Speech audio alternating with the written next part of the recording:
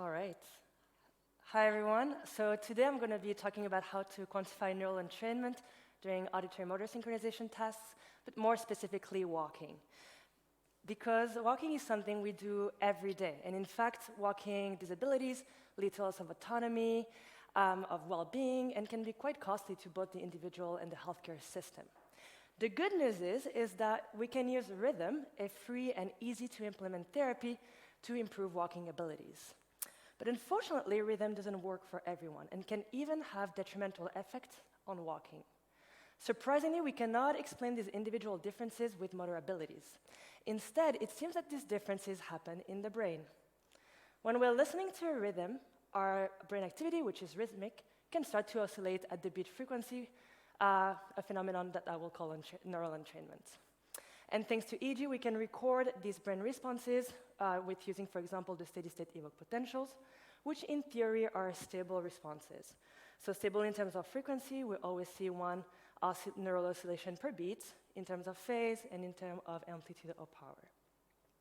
Often, these neural responses are analyzed in the frequency domain, but frequency domain analysis can assess for stability over time. Another issue is that they're usually done based on the analysis of one of a cluster of electrodes, which minimizes the signal-to-noise ratio. But when we walk, the EEG signal can be very noisy. So we're going to want to maximize that signal-to-noise ratio. With that in mind, Cohen and Golbinate proposed to use generalized Eigen decomposition, a multivariate data analysis approach that takes all of the EEG electrode to extract from this noisy signal one component that oscillates at the beat frequency, and that can be analyzed in both the time and the frequency domain. Although it was originally developed in static tasks, it's recently been used during cued finger tapping tasks.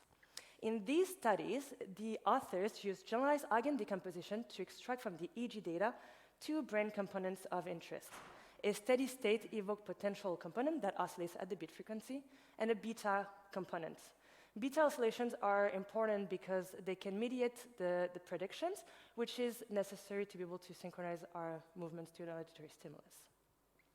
They quantify neural entrainment from the steady-state evoked potential component by computing how stable the frequencies were over time of the oscillations, and they call that measure the stability index. From their beta component, they computed power modulation across the movement phase, so between two finger taps, and they found that it increased with task difficulty, so when, for example, a competing rhythm was perceived. So it seems that we can use generalized Eigen decomposition to study neural entrainment while moving away from single electrode frequency domain analysis. But there's one issue that remains. When we're doing a repetitive movement, in the absence of external rhythmic stimulation, we also see a peak at the movement frequency in the power spectrum, and we also see beta power modulation across the movement phase. So here, for example, on the left, you can see our typical power spectrum for cued finger tapping tests. So you have a peak at F0, the beat frequency, and also at the harmonics. Now, if you look at the power spectrum for the same task but with no rhythms, you will see a very similar power spectrum. So it's not very clear whether what we typically observe with our typical neural entrainment variables are just to the production of a rhythmic movement or if they're actually linked to the external stimulation. So the goal of this study was to figure out how we could quantify neural entrainment during a walking tasks. We had hypothesized that we could use generalized Eigen decomposition even during walking to extract our two components of interest, so the steady-state evoked potential component and the beta component. And from these components, we extracted different measures of neural entrainment, and we had hypothesized that they would differ in the cued and uncued walking tasks. To answer these questions, we analyzed an open access dataset from Wagner and colleagues that comprised the data of 20 young healthy adults equipped with 108 EEG electrodes, foot switches to detect their heel strikes, and the rhythm was given by a metronome. In this study, the participants walked on a treadmill at their preferred cadence, first with no rhythmic stimulations. After around 10 seconds, a metronome started already synchronized to the participants' footsteps, and the participant just had to keep walking with the metronome. After the metronome suddenly stopped, and the participant repeated the same condition for about 120 times. We used generalized Eigen decomposition to extract from our broadband EEG data, one component that oscillated at the step frequency. And we picked the step frequency as opposed to the beat frequency because we wanted to be able to compare our two conditions. But anyway, in the acute condition, the beat frequency and the step frequency is very similar. What generalized eigen decomposition does, it simply finds the weight vector W that can maximally differentiate two covariance matrices, so S and R. S contains the signal we aim to maximize. So here it's the signal that oscillates at the step frequency. And R is the reference signal, and here it was the signal at the neighboring frequencies. Oh, we're back. The generalized eigen decomposition will just find the weight vector that best can separate these matrices. And then we can do the weighted sum of the broadband EEG signals to end up with just one component that oscillates at the step frequency. And we repeated the same thing to obtain our beta component, but this time in the signal we wanted to maximize was the signal between 18 to 22 hertz. So now, from these two components, we could extract our measures of interest. So from the steady-state evoked potential component, we extracted static power with the FFT. We looked at the oscillation frequency stability with the stability index, and we also looked at phase consistency at step time. And with the beta component, we computed the power modulation across each gate cycle. So now if we look at the results, first of all, we were able to extract our two components successfully using generalized eigen decomposition. Our steady-state evoked potential component was characterized by a power peak at the step frequency as expected. It had stable instantaneous frequencies around the step frequency, and it had a mediocentral topography consistent with lower limb activity. And the beta component had a power peak around 20 hertz and mediocentral topographies as well, and those were very similar in the acute and acute conditions. Now we wanted to know, with the measures we had computed from these two components, if they differed between acute and unacute walking tasks. Very surprisingly, static power did not differ in the two conditions. So there was no differences there, neither in the stability of the instantaneous frequencies. What did differ was the phase consistency. So linear mixed model revealed the difference between acute and an unacute condition. So here on this graph, you have the resultant vector length, so it's just phase consistency. The higher it is, the higher the consistency. In orange, you can see the acute condition, and in blue, you can see the unacute conditions. And then you have a data point for each participant with their 95% confidence interval, and then the group averages on the sides here. And so here, the phase consistency was actually lower with cues, but it's possible that because it was measured at step time, that the fact we had introduced the rhythmic stimulus just shifted the phase at step time. The other variable that was different was the beta power modulation.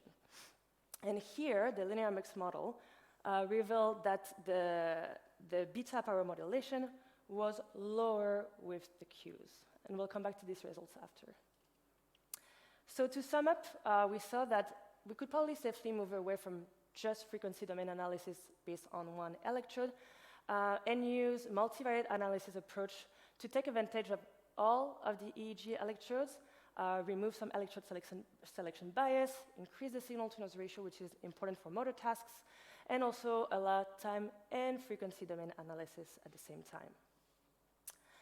Now, as for the differences between what is just due to movement and what is actually due to the rhythmic stimulation, so we found that power, which has already been criticized in the previous talks, but might not be a very good measure, at least during auditory motor synchronization tasks, to assess entrainment, and during motor tasks, special caution should be used. On the other hand, when we looked at a variable in a different frequency band, so it does not measure neural entrainment per se, but it was sensitive to the acute versus the unacute conditions, and perhaps because it's not, the movement frequency is not in that frequency band, it might be less affected by the movements. So it might be interesting to combine different measures to study neural entrainment. There were some limitations to this study. First of all, the protocol, we use an open access data set, But of course, it was not a protocol designed to study neural entrainments, so that was a problem. And there was no finger tapping test, so it's hard to know if the results we observe are just due to the fact that the task is different. And it would have been interesting actually to compare the two motor activities. But nonetheless, to analyze the first study to attempt to study neural entrainment during a walking tasks, and we hope eventually we'll be able to better understand the neural processes underlying auditory motor synchronization during walking, so that we can improve gait therapies that are beat-based. And just as a side note, all the codes are on GitHub, and because it is an open access data set, then it's fully replicable. Thank you for your attention.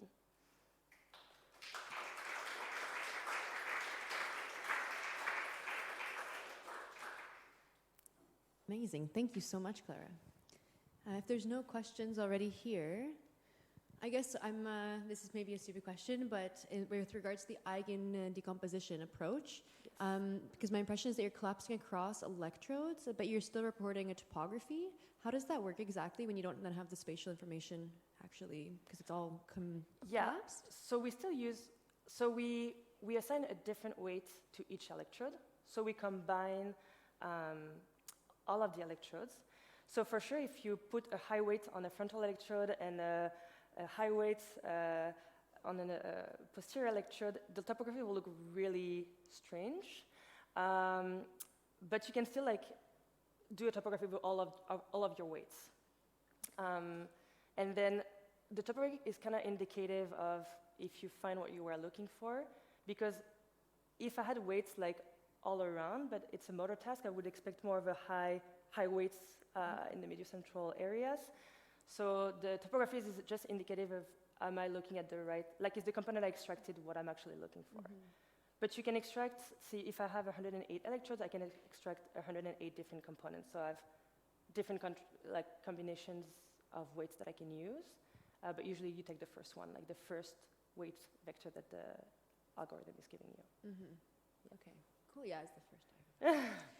Cool. Are there any other questions here? All right.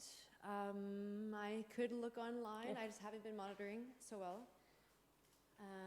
I guess I could also ask a follow-up, which is then, okay, so what is your next step? I like this question because I think it gives us, a peek into your future. How will you, where are you going to go from here? So I used the open access data set because I think it was important to make something that was replicable, especially for developing new methods. But I'm collecting my own data right now. So I'm also interested in how music, rhythmic abilities can modify our neural responses.